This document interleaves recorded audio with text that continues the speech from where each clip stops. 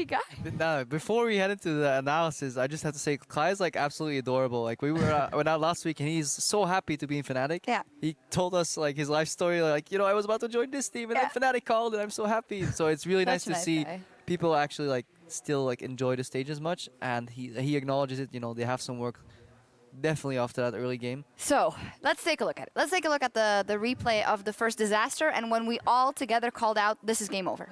So yeah, they said they agreed to that top here, but I don't know, I think the play in itself is fine. They bait the pillar, then the Q flash into knockback on Emperor, and then Spirit misses the spear here, and then this is where it kind of goes wrong. Yeah, like you see Spirit, he tries and go like to get Emperor because he has to commit here. The TP comes in, but he doesn't get him, and he ends up dying as first spot, and now Emperor still survives. Now, during the when we were watching this game, you had something to say about Cull here versus Dorans. Yeah, we were talking about that if he had Dorans here, that Emperor would 100% be dead, but I guess he wanted the cold goal.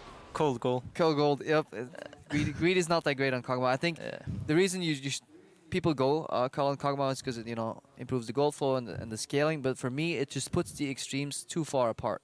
If it works, you get maybe a medium benefit, but it comes at such a high risk that if it fails, the cost of failure is just too high. Cost of failure in this case was 5,300 gold at 10 minutes, the highest gold deficit any team has had in... All thanks to Cull. In this video, obviously not all thanks to Cull. However, Fnatic wasn't out of this. We were looking a lot at where Rekkles was during fights. He was just farming, and first we thought, well, that's not the best idea, but apparently it was. I think Cole won the game, obviously. That's why they got back. Nah, I don't know. It seems like the vision control they had around Baron, like Gamers 2 kept trying to force Baron, but they didn't like clear all the vision. Like Fnatic still have 3 ping wards in their own jungle. Gamers 2 should have went in and cleared when they got the mid push and pressure up. But like they didn't. I don't feel like they used their like gold deficit as the macro play. Yeah, G2 had a lot of scuffles around that Baron. They had some fights where they didn't really play to their win condition, which is kind of get a flank or an engage on Rekkles overall. They did show some brilliances, again, of good mechanical play at that Baron when Emperor was kind of wreaking havoc over the wall. Like, this isn't a Baron attempt by Fnatic that by all means should work, but just keep your eyes on what Emperor does in this fight. And Senkix, you felt strongly about it too. Yeah, I feel like Klaj misplaced a bit though. Like, he wanted to knock out Trick, obviously, so he couldn't get the Baron steal. But he ends up dying because the Baron gives bonus damage when you stand behind it. And then here you see Emperor, like they're pretty scared of the Kog'Maw, but he sees Kog'Maw has no mana, so he goes behind them, sees he split up, and he just flashes over the wall. Yeah, you were pointing that out. Rekkles used an E there going so he couldn't actually have the W, cost like 50 mana these days. Yeah. And that was like the changing moment for the fight. You pointed out while we were watching the game, just felt like repeating that because that was actually a really good read. And then Emperor just goes absolutely sick mode here. Yeah, he's just waiting for the Lisandra to misposition a bit, walking up, because she's obviously want to survive, and like they just kill everybody, and Perkz survive with like 10 HP. G2's like, okay, good. We threw away that lead. We're back in the game. We go big in Baron, but suddenly Kog'Maw. Let's take a look at the final fight. I didn't expect 3 people were going to die all of a sudden in that, but the people who know about Kog'Maw definitely did.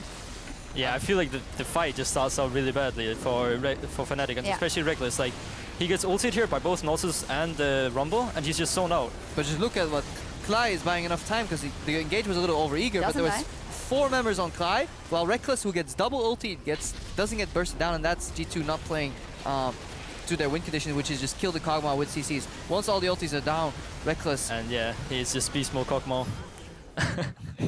I know during the game he was like yelling "Steal back" because there's this clip online from Steal back just standing still and also firing away, and then that is the power of Kog'Maw. If you get late game with these items, and if you don't have to kite, then it's like probably the most damage you can give in the game right now. So he did 10,000 damage out of Fnatic's total of 14,500 in that last fight, so pretty strong. Pretty strong. That Kog'Maw. I mean, it's like the day of the unwinnable games that are being won in the end, and a lot of that has to do with Kog'Maw.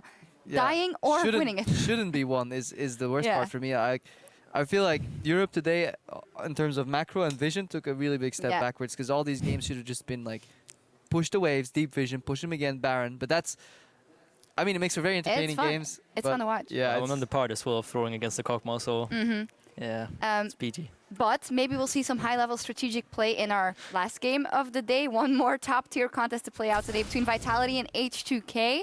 It was fun, though, when it not goes directly as planned. But as we go, Cabochart tells us how he sizes up the league leaders.